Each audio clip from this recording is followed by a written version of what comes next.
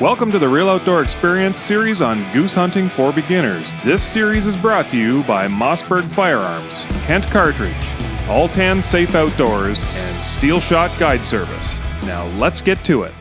Hi everybody, it's Carlin and Ian from the Real Outdoor Experience. This series was filmed with the guys from Steel Shot Guide Service. Peter Heathfield and Lance Holmes took the time to sit down with us and discuss many aspects of goose hunting.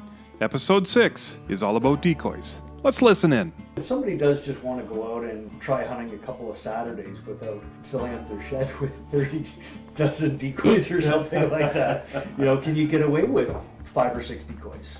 Yes. I'm talking about times where you might be sitting on the X. And when we speak of the X, we speak of the spot that is holding the birds. And we talk about scouting and patterning these birds. So you're talking about the spot where they're feeding. You see them there the night before.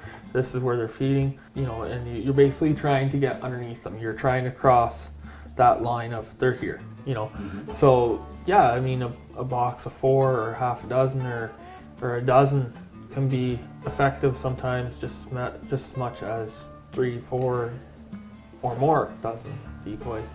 But that's not always the case as you get later in the seasons, and if you hunt a pressured area, if you hunt, which is most spots now, a lot of waterfowlers out there nowadays, birds are getting educated throughout the season. They're seeing spreads.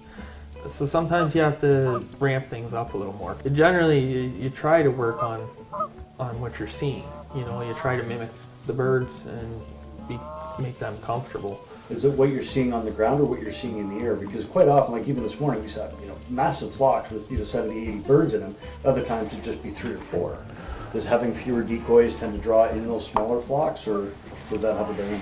It's not so much the decoys that are going to draw in the smaller flocks. Sometimes it's a comfort thing, right? So if you scout at night, you find your fields. We'll just say that you have 150 birds sitting in that field that night. So you're going to go back in the morning. Well, maybe they're pressured. Maybe they don't want to see 4 dozen. Maybe they don't want to see 2 dozen. So if you put out your 6, maybe they're going to be comfortable, and they're going to say, oh, you know what, that must be safe. You got to play the day, you got to play the weather, you got to play everything. I mean, at the end of the day, if you're starting out into the waterfowl world, do what you can afford. When I started out, I kid you not, I had 1 decoy. I bought an old Stevens pump that was older than I was. It was a 2 3/4 gun, fixed full. I had a 2 sounding call. It had a low and a high. That's all you'd get out of this call. But that's what I started with. Yeah. And you know what? I still shot birds. Yep. A lot of times what will catch a goose's eye is their color, black and white. Out back I actually have I think it's 7 or 8 dozen, depends, I may have lost or broke over the years. Let's say 7 dozen for fair game, black and white silhouettes. And we don't use them much.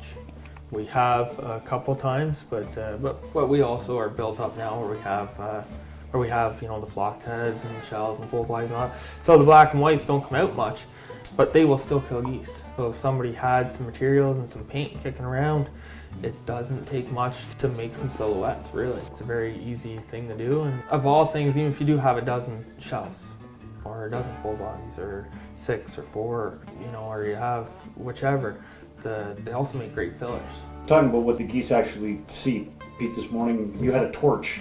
So over the years, we've kind of thought about different methods that you can take on a frosty morning or on a morning with heavy dew. So you go to the field, you set your decoys up. Well, they always get dew on them, and they always get frost on them. Geese don't like frost because it's not natural. They don't look like a crystal ball. Shiny. Yeah, and they'll just flare. They'll just continuously flare until the sun burns it off. I carry a tiger torch.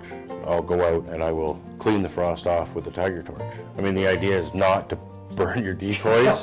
Decoys have you lit on fire. One. He's got a nice crispy. That was crispy. Yeah. Crispy's got a crispy head. Yeah. And it's effective. It's very effective. You go out, you clean the frost off. Everything else around you is frosty, but the decoys look good. They're dry. If somebody doesn't have a torch, would you recommend just carrying a towel or something like that with you, running out periodically and kind of giving them a bit of a wipe off? There's a lot of other guys that they'll actually flip them over. They'll flip the decoys over onto their backs so that the frost doesn't build onto them and the moisture doesn't build onto them. And especially if you're using shells, it's super easy, just flip them right over. And once the sun comes up, just as you kind of expect the geese to show up, they go back out and they flip them all back over. Again, clean decoys, no shine, no flare. You don't have to spend big dollars. You don't have to spend a fortune on anything. You know, go out and buy 2.5 dozen decoys. You don't need full bodies. You can still run shells. I mean, if you're not gonna hunt every other day or every day, why spend the money? I mean, realistically, you can kill birds on 2 to 3 dozen decoys. Shells being the ones without the legs and Yeah. the stands. Yeah, and I mean, the more inexpensive ways to go. They have the flock heads, some have flock tails. They still look very good. So I mean, right there, that's gonna be a cost. Depends on which brand, but that's gonna be your starter. Folks, you be the judge where you jump into goose hunting. We suggest that you hook up with an outfitter your very first time. It is a great way to learn all the aspects of goose hunting, as most outfitters will walk you through the process. Be sure to tune in to our next episode, back with the guys from Steel Shot Guide Service, to discuss goose hunting setups. Thanks for watching, and as always, keep it real. Take care for now, folks.